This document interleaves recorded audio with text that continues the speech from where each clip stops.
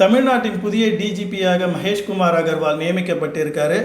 அவரை பற்றின டீட்டெயில்ஸ் தான் இன்றைக்கி நம்ம வீடியோவில் பார்க்க போகிறோம். நீங்கள் பார்த்து கொண்டிருப்பது ஆர்கே ரைசிங்.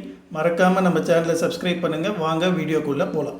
1994 ஐபிஎஸ்சி பேட்சை சேர்ந்த மகேஷ்குமார் அகர்வால் பஞ்சாபை பூர்வீகமாக கொண்டவர். தன்னோட இளம் வயதிலேயே, அதாவது சொல்லணும்னா 22 வயசுலேயே ஐபிஎஸ்சி முடித்து தன்னோட காவல்துறை பணியை துவங்கியிருக்கிறார். இந்தியா முழுக்க பெரும் பரபரப்பை ஏற்படுத்திய ஒரு ட்ரெயின் ஹீஸ்ட் கொள்ளை சம்பவம் உங்களுக்கு ஞாபகம் இருக்கலாம். 2016ஆம் ஆண்டு சேலம் டு சென்னை ஒரு ட்ரெயின் வந்துட்டுருக்கு.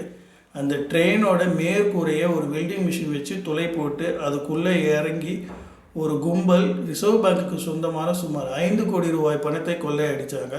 சினிமாவையே மிஞ்சக்கூடிய இந்த கொள்ளை வழக்கு சம்பவத்தை விசாரித்து குற்றவாளிகளுக்கு தகுந்த தண்டனை வாங்கி கொடுக்க காரணமாக இருந்தவர் தான் இந்த மகேஷ்குமார் அகர்வால். இப்போது அவர் கையில் வந்திருக்கிறது பார்த்திங்கன்னா சாதாரண பதவி கிடையாதுங்க. கடந்த சில ஆண்டுகளாகவே தமிழ்நாட்டில் சட்டம் ஒழுங்குன்றது சீர்குலைந்து தான் கிடைக்கிறன்றது நம்ம எல்லாருக்குமே தெரிஞ்ச விஷயம்.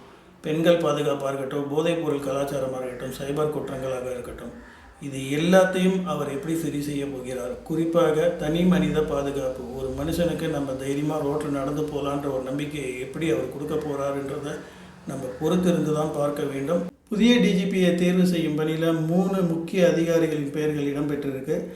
அதில் சந்தீப் ராய் ராத்தூர், மகேஷ்குமார் அகர்வால், மேலும் ஒரு அதிகாரியின் பெயரும் இடம்பெற்றிருந்தது.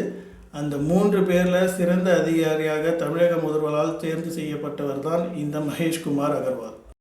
நம்ம சேனலை சப்ஸ்கிரைப் பண்ணாதவங்க மறக்காமல் சேனலை சப்ஸ்கிரைப் பண்ணிவிடுங்க. மீண்டும் ஒரு நல்ல வீடியோவில் உங்களை சந்திப்போம். அதுவரை நன்றி, வணக்கம்.